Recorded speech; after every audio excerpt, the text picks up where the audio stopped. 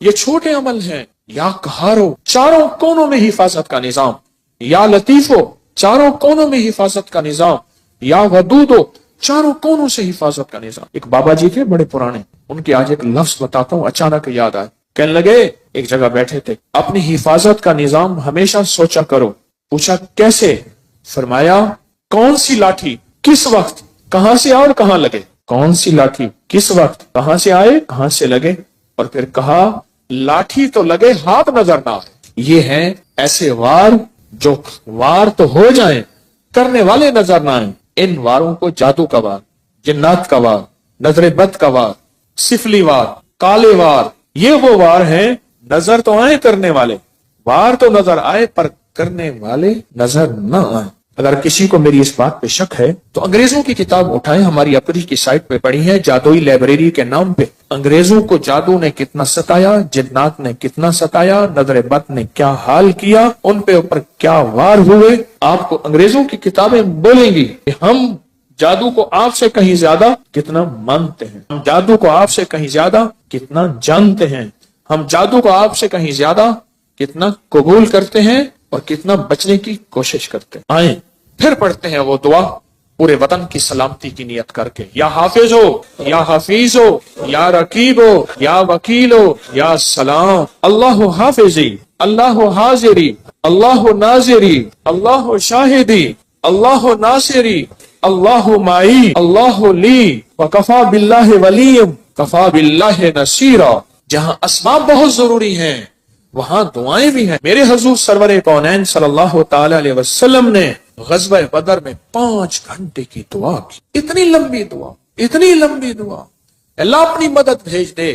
آج یہ مٹھی بھر ہیں، اگر تو نے مدد نہ بھیجی پھر قیامت تک تیرا نام لینے والا کوئی نہیں ہو. اتنی طاقتور دعا، اتنی طاقتور. یہ دعائیں ایک بہت بڑا مجمع بیٹھ کے پڑھ رہا. اس وطن کی سرحدوں کی حفاظت، چھاونیوں کی، ایوانوں کی، کچہریوں کی، گھروں کی، بازاروں کی، بیٹیاں بیٹے، گھر، بوڑھے جوان، آنچل، گلیوں، سب کی حفاظت کی نیت کر کے بہت بڑا مجمع حفاظت کی یہ دعائیں ہیں، حفاظت کے اعمال ہیں.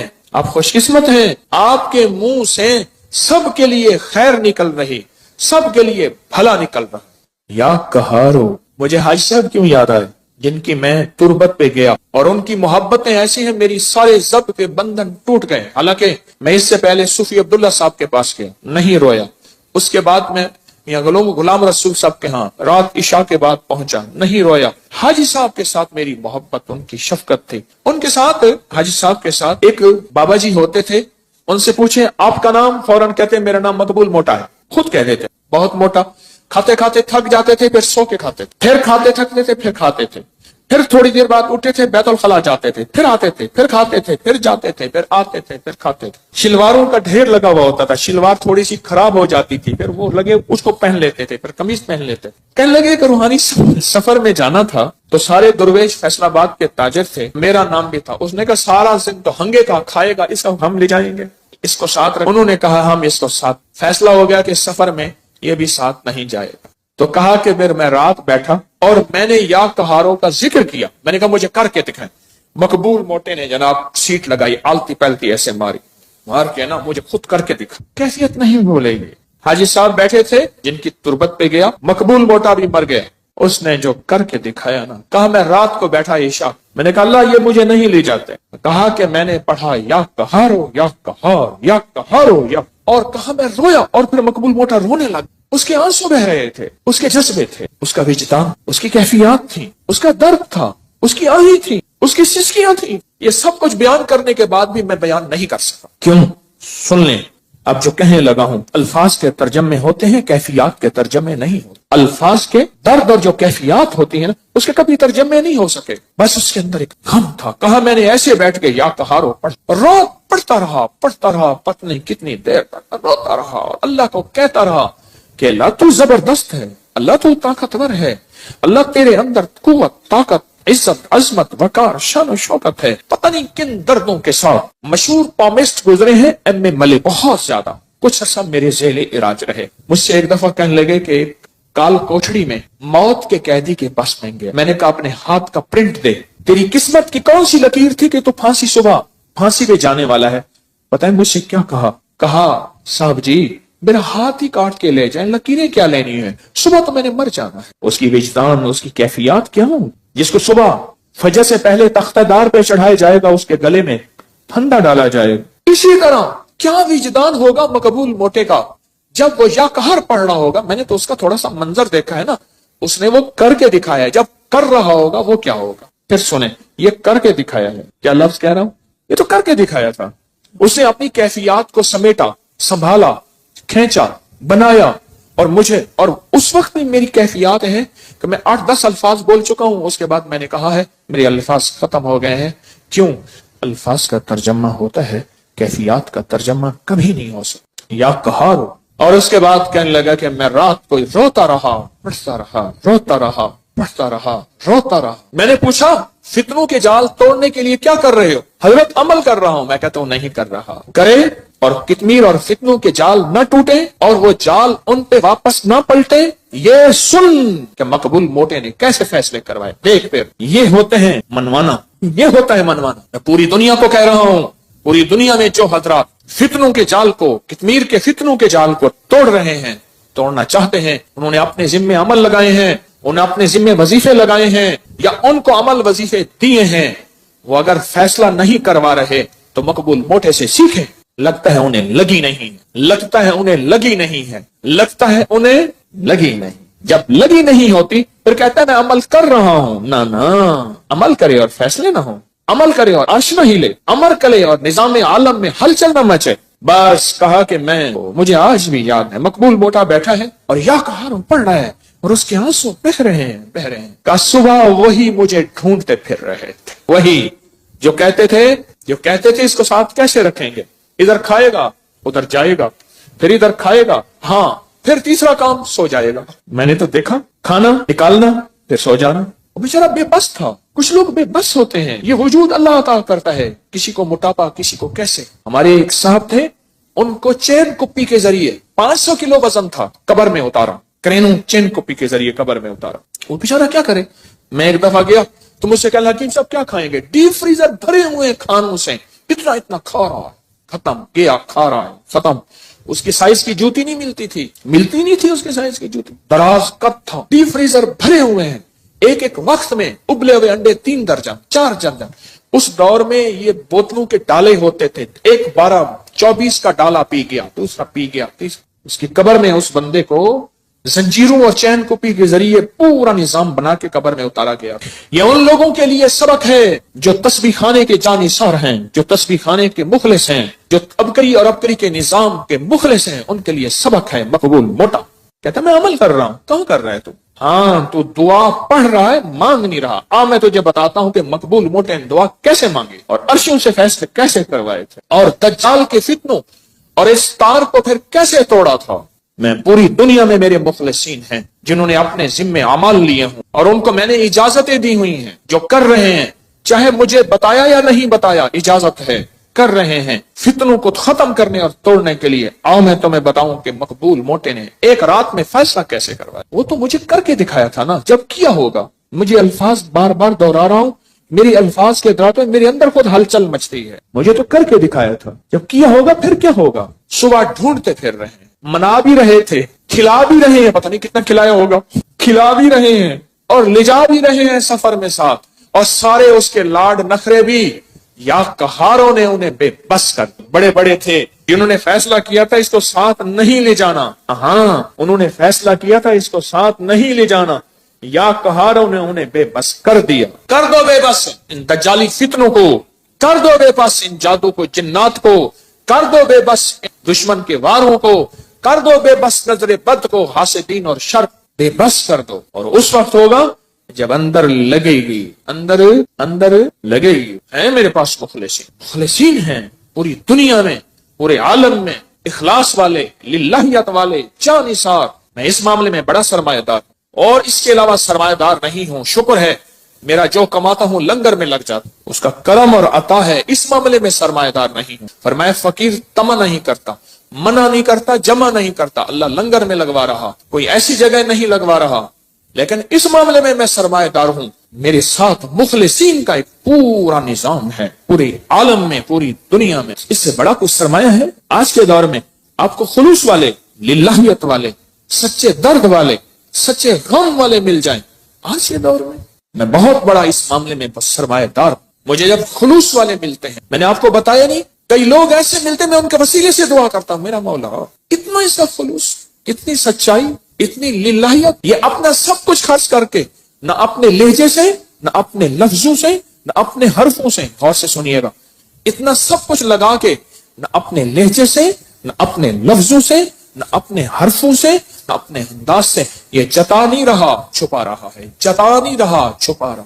میں تو بعض اوقات ان کے وسیلے سے، آج کی بات ہے، آج یا کل، آج بندے اتنے آتے ہیں بھول جاتے ہیں۔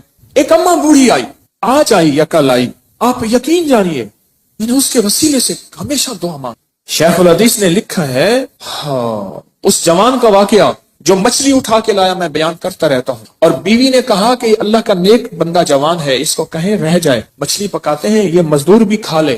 حالانکہ اس نے مچھلی اٹھانے کی مزدوری لے لی تھی، تو اس نے کہا میرا روزہ ہے، میں مچھلی نہیں کھا سکتا۔ تو کہا آپ کو ہم ٹھہرا لیتے ہیں، آپ یہاں ٹھہر جائیں تو روزہ ہماری مچھلی سے۔ کہا ٹھیک ہے، وہ ٹھہر گیا، مچھلی سے روزہ افطار کیا، رات کو اس کو قیام گاہ دی، رات کے کسی پیر آخری پیر میں چلا گیا، صبح دیکھا تو نہیں تھا، لیکن انوکھا واقعہ ہوا، ان کی گلی میں، ان کی جگہ میں ایک لولی لنگڑی اپاہج عورت تھی جس کا علاج نہیں ہو سکا تھا، وہ چل رہی تھی صحیح سلامت۔ تو پوچھا کیوں چل رہی ہیں، کیسے چل رہی ہیں، کیسے چل رہا؟ سنیں غور سے، میں نے آپ کے وہ جو مہمان تھا، اس مہمان کے وسیلے سے دعا مانگی تھی، اللہ نے میری صحت دے دی، اس وسیلے سے دعا مانگی تھی، اللہ نے مجھے ٹھیک کر دی، اللہ نے مجھے صحت مند کر دی، اللہ نے مجھے تندرست کر دی۔ اللہ کے دوست، آل رسول، اصحاب رسول، اولیاء صالحین، اللہ کے دوست، اللہ کو ان کا وسیلہ دیا جائے۔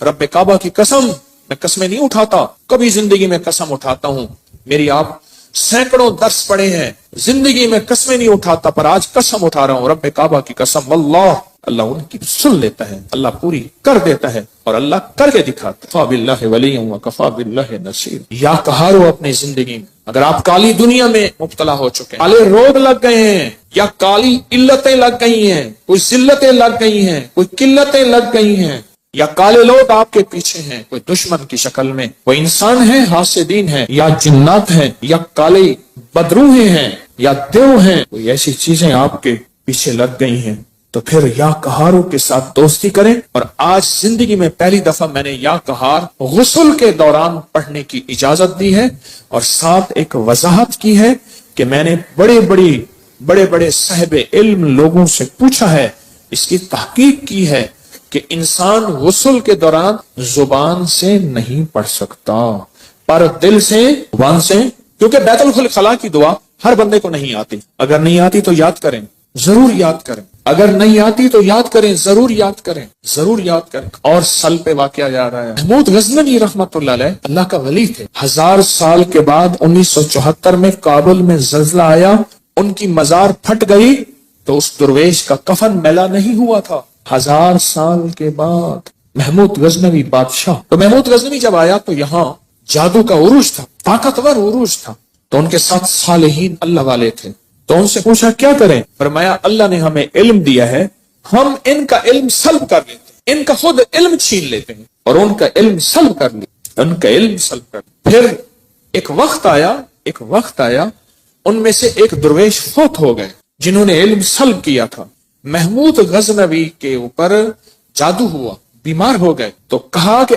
آپ کے ہم شکل کوئی بندہ ہو، شاہی لباس پہنایا جائے، بالکل ان کے ہم شکل ہو، وہ رعایا میں سے ڈھونڈا گیا، اس کو ہم شکل بنایا گیا، شاہی گھوڑے میں بٹھا کے پھرایا گیا۔ جادوگر کہنے لگے ہم نے تو محمود کو بستر پہ گرا دیا تھا، یہ تو پھر رہا ہے، یہ کیا ہوا؟ وہی ان کا جادو تھا، اور اللہ پاک نے پھر اور بندہ عطا کیا، صاحب نظر، صاحب کمال تھا، اس نے پھر ان کا جادو پھر سلب کیا، ان کا سب کچھ علم ختم کر دیا۔ اب ان کے پاس لفظ تھے، تاثیر نہیں تھی، اس کی طاقت نہیں۔ یہ تاریخ میں واقعات آج مجھے یاد آ رہے ہیں، کیا بات کر رہا تھا؟ وسیلے سے دعا، ہو الشافی ہو الشفا قول امام موسیٰ رضا، اس وظیفے میں کبھی بات کروں گا۔ علامات قیامت میں کیا ہوگا؟ کائنات تو عادات کے ساتھ جڑی ہوئی ہے۔ کعبے کا طواف کرو، کرتے کرتے پاگل ہو جاؤ۔ علم العادات ایک حقیقی علم ہے۔ پاک جل شانہ نے فرمایا یعلم ما بین ایدیہم وما خلفہم، میں ہی جانتا ہوں جو پہلے ہوگا جو بعد میں ہے۔ آیت الکرسی میں اللہ پاک جل شانہ نے فرمایا یعلم ما بین ایدیہم وما خلفہم، میں ہی جانتا ہوں جو پہلے ہوگا جو بعد میں ہے اور جو پہلے موجود ہے۔ علامات قیامت کے اوپر احادیث کا پورے باب کے باب ہے کہ حدیث میں علامات قیامت میں کیا ہوگا اور قیامت کیسے آئے گی، اور وہ اس وقت آئے گی جب اس کی علامات پوری ہوں گی۔ علامات پوری ہو رہی ہیں، ہوئی نہیں ہیں۔ لفظ پہ غور کیجئے، پوری ہو رہی ہیں، ہوئی نہیں۔ تو اس لیے وقت سے پہلے ہم کیسے کہہ سکتے ہیں؟ ہاں، زندگی میں حادثات، واقعات، یہ اس زندگی کا حصہ ہے۔ کبھی خزاں، کبھی بہار، کبھی دکھ، کبھی تکلیف، کبھی خوشیاں، کبھی غم، یہ زندگی کا حصہ ہے۔ لیکن مکمل علامات قیامت کے بارے میں ہم کیسے کہہ سکتے؟ ہفتے کے 7 دن ہیں۔ کیوں فرمایا سبحان اللہ تسبیحات فاطمہ، سبحان اللہ 33 بار، الحمدللہ 33 بار، اللہ اکبر 34 بار؟ کیوں؟ اللہ کہتا میرے کعبے کا طواف کرو، کرتے کرتے پاگل ہو جاؤ، جو دیوانہ بے ہوش ہو جائے گا میں اس کو قبول کروں گا۔ پر میں نہیں، 7 چکر کے بعد ایک طواف ہو، زیادہ کر لیں لیکن وہ دوسرا طواف ہوگا۔ اس طرح میرا اللہ کہتا ہے جو سارا سال کے روزے رکھے گا میں اس سے زیادہ راضی ہوں گا۔ اللہ کہتا ہے نہیں، فرض 30 ہے۔ اللہ میرا کہتا ہے فجر کی جتنی رکعتیں زیادہ پڑھو گے، سجدے زیادہ دو گے، نہیں، فجر کی 2 رکعتیں، مغرب کی 3 ہیں۔ یہ عادات کی دنیا کا نظام ہے اور اسی میں چلے گا۔ میرے آقا نے فرمایا یہ دعا اتنی دفعہ پڑھو، یہ عمل اتنی دفعہ کرو۔ قرآن نے اصحاب کہف کے باقاعدہ عادات بیان کیے، وہ اتنے تھے، وہ اتنے تھے، وہ اتنے تھے، ایک کتا تھا ساتھ۔ علم العادات ایک حقیقی علم ہے۔ صحیح۔ اگر کسی کے پاس علم ہے تو مجھ جیسا بندہ نہ ہو، علم ہے تو علم العادات ایک علم ہے۔ اختیار ماں باپ کو دے دینا چاہیے۔ اچھا، یہ ماں باپ کی چاہتوں پہ شادیاں کر دیں، پھر وہ کالا ہو یا گورا ہو، کالی ہو یا گوری ہو، ماں باپ کے ساتھ کیوں؟ میں ایک بات بتاؤں، جن شادوں کے پیچھے دعائیں نہیں ہوتی، آہیں ہوتی ہیں، نہ پنپتی ہیں، نہ پلتی ہیں، نہ بستی ہیں، نہ آباد ہوتی ہیں، نہ شاد ہوتی ہیں۔ ماں باپ کہتے ہیں بیٹا ٹھیک ہے پھر کر لو، وہ دعائیں نہیں ہوتی، وہ بے بسی کی۔ تو شادیوں تو یہ اختیار تو ماں باپ کے پاس ہو۔ اور اگر آپ چاہتے ہیں کہ آپ کی شادی ہو اور اس میں زندگی میں خوشحالی ہو، 40 بار صبح شام سورۃ والضحیٰ پڑھیں، 40 دن کرشمے دیکھیں۔ یہ سورۃ والضحیٰ 40 بار صبح شام۔ حج پہ جانے کے لیے آپ کے پاس اسباب نہیں ہے، عمرے پہ جانے کے لیے آپ کے پاس اسباب نہیں ہے، شادیوں میں رکاوٹ ہے، آپ کے پاس اسباب نہیں ہے، یہ 40 بار صبح شام سورۃ والضحیٰ بسم اللہ کے ساتھ اول آخر درود پاک گڑ گڑا کے پڑھیں، یقین سے پڑھیں۔ اگر کوئی اپنی پسند سے شادی کرنا بھی چاہتا ہے تو اگر دونوں راضی ہیں تو کوئی حرج نہیں، لیکن پسند کی شادیوں کو میں نے پنپتے نہیں دیکھا۔ گزشتہ 40 سال کا میرا طالبانہ تجربہ ہے، کمزور بھی ہو سکتا ہے، میں اپنی ہر بات پہ دعویٰ نہیں کروں گا، ٹھیک۔ دوسری چیز یہ ہے کہ دوسری، تیسری، چوتھی شادی جہاں اسلام نے رعایت دی ہے کر سکتا ہے، لیکن کیا شادی کرنے کے بعد اس شادی کے نظام کو نبھا سکتا ہے، ان کو لے کے چل سکتا ہے؟ کیوں؟ ٹکراؤ پیدا ہوتا ہے، فطری چیز ہے، ہو سکتا ہے، لیکن کیا اس ٹکراؤ کو یہ نبھا سکتا ہے، برداشت کر سکتا ہے؟ یہ سب سے پہلے سوچیں، یہ سب سے پہلے سوچیں، اور اگر یہ سوچ لیتا ہے تو پھر فائدہ ہوتا ہے، اگر نہیں سوچتا تو زندگی اجیرن ہے، زندگی اجیرن ہے۔ اسباب کو بھی دیکھے، وسائل کو دیکھے، محبتوں کو دیکھے، تو 4 شادیاں کوئی حرج نہیں، لیکن پہلے ساری چیزوں پہ نظر رکھیں۔ ایک عمل بتاتا ہوں، آج تک کسی کو بتایا ہے، کسی وقت بہت تنہائی توجہ سے، جو کہتے ہیں نا مجھ سے خوشیاں آتی ہیں اور چھن جاتی ہیں، اس سے کہیں 40 بار صبح شام پڑھ لیں، زبردست عمل ہے، بہت کمال عمل ہے۔ گوشت نے ہماری زندگی کو بیماریوں میں، سخت ترین بیماری مبتلا کی ہے۔ جسم کی 80% نہیں 90% بیماریاں صرف اس کھانے سے۔ میں ہسپتال میں گیا اپنے ایک دوست کے ساتھ اس کی والدہ کی عیادت کرنے، کہنے لگے والدہ کو دیکھیں کہ شاید کوئی بیماری ہے، جادو ہے، جنات ہے، کوئی روحانی مسائل ہے، کیسے ہیں؟ بوڑھی والدہ۔ تو وہ پرائیویٹ کمرے میں تھے تو اس وقت ڈاکٹر صاحب کا وزٹ تھا. تو میں نے کہا ہم وارڈ میں چلتے ہیں, عمومی وارڈ میں, اس نیت سے کہ لوگوں کی جا کے عیادت کریں گے. فرمایا جو کسی مسلمان کی اللہ کی رضا کی خاطر عیادت کرتا ہے تو 70,000 فرشتہ صبح جائے تو شام تک, شام جائے تو صبح تک اس کے لیے دعائیں مغفرت کرتے. میں ایک جگہ جا کے کھڑا ہو گیا, دیکھا تو ایک صاحب کی دونوں ٹانگیں کٹی ہوئی. یہ کیا ہوا؟ کہنے لگے کہ پاؤں پہ ایک چھیز سی لگی, ایک دانہ سا بنا, وہ پھر دانہ ٹھیک نہ ہوا تو پھر وہ زخم بڑھتا گیا, پھر انگوٹھا کاٹ دیا, پھر میں نے کہا ٹھیک ہو گیا, پھر انگوٹھا ٹھیک ہو گیا, پھر زخم ہو گیا, پاؤں کاٹ دیا, پھر پنڈلی کاٹ دی, پھر حتیٰ کہ آدھی ران کاٹ دی. اور کہا میں پھر ٹھیک ہو کے گھر آ گیا, مرحلہ وار ہسپتال جاتا رہا. کچھ عرصے کے بعد دوسرے پاؤں پہ یہ کچھ ہو گیا. اور اب عالم یہ ہے کہ وہ بھی مرحلہ وار جسم کا حصہ ٹانگ کٹتے کٹتے اب یہاں تک کاٹا, اور کہتے اس کی آنکھوں سے آنسو. کہا کہ مجھے وہ لمحے یاد ہیں, میں طواف کرتا, میں مسجد کی طرف قدم اٹھاتا تھا, میں خیر کی طرف قدم اٹھاتا تھا, کسی مسلمان کی مدد کی طرف چلتا تھا, دوڑتا تھا, بھاگتا تھا, اور آنکھ کے آنسو. کہا کہ اب کہاں سے یہ لمحہ, اب کہاں سے یہ وقت ملے, اب کہاں سے یہ گھڑیاں ملے گی. قرآن حدیث میں آتا ہے, آقا کا فرمان ہے سرور کونین صلی اللہ تعالی علیہ وسلم کا, آسمان سے ایک آواز دینے والا آواز دیتا ہے رات کی تنہائیوں میں, اے خیر کی طرف چلنے والے آگے بڑھ, اے شر کی طرف چلنے والے اب رک. تو آپ خیر کی طرف چلنے والے ہیں, آپ خیر کی طرف قدم اٹھانے والے ہیں, آپ خیر کی طرف بڑھنے والے ہیں. اب ذرا قدم بڑھا دیں, اب ہمت بڑھا دیں, اب حوصلہ بڑھا دیں, اور اللہ توفیق دینا. ایک عمل بتاتا ہوں, آج تک کسی کو بتایا ہے, کبھی قضا نہیں ہوا. 2 رکعت نماز نفل پڑھ کے حاجت کے کسی وقت بہت تنہائی توجہ سے, اس کے بعد 3 دفعہ سورۃ یاسین پڑھ لیں. اللہ سے جو مانگے ملے گا, اللہ سے جو مانگے ملے گا, اللہ سے جو مانگے ملے گا انشاءاللہ. یہ بہت طاقتور نفل ہے اور بہت حیرت انگیز, بہت زبردست نفل. اور اس کے میں سورۃ یاسین کا ایک یاد آیا, سلام قولا من رب الرحیم. جو کہتے ہیں نا مجھ سے خوشیاں آتی ہیں اور چھن جاتی ہیں, اس سے کہیں 40 بار صبح شام پڑھ لیں, والا کہ 1 بار درود پاک کے ساتھ. پھر سنیے, جو کہتے ہیں خوشیاں آتی ہیں چھن جاتی ہیں, اس سے کہیں 40 بار صبح شام پڑھ, 40 بار صبح شام پڑھ. زبردست عمل ہے, بہت کمال.